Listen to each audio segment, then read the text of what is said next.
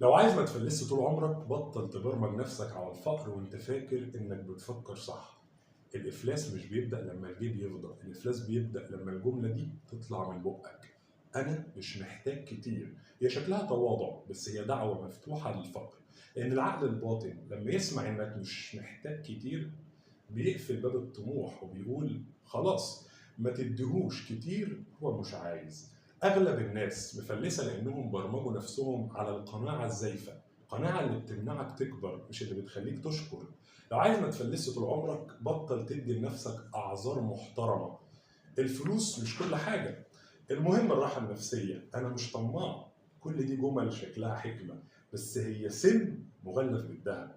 اللي بيعيش يقول كده بيفضل طول عمره مطحون نفسيا وماليا، بس بيواسي نفسه بالكلام ده عشان ما يحسش بالهزيمه. الفلوس مش بتروح للاذكى، بتروح للي دماغه متبرمجه على الاستحقاق مش على الاعتذار.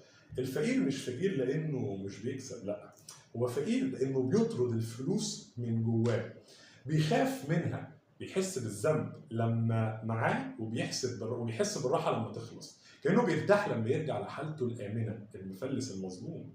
لو عايز ما تفلسش طول عمرك بطل تحب دور الضحيه. الضحيه دايما مفلسه انها بتدور على حد يشفق عليها مش حد يستثمر فيها.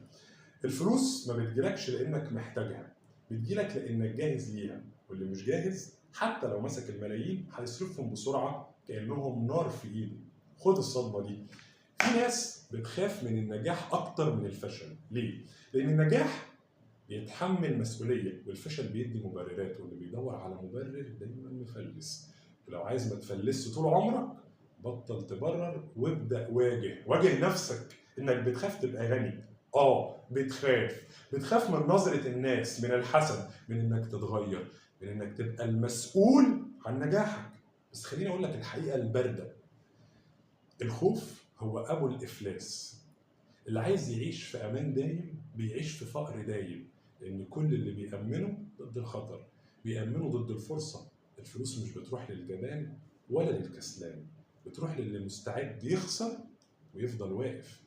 لو عايز ما تفلسش طول عمرك غير نظام التشغيل جوه دماغك، وبطل تقول عايز فلوس، قول مستعد اتحمل مسؤوليه الفلوس.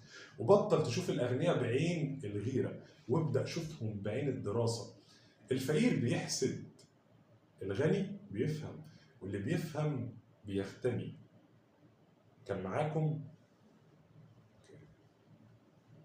الرسالة الأخيرة، المفلس الحقيقي مش اللي معهوش، المفلس الحقيقي اللي دماغه بتخاف يبقى عنده فلوس.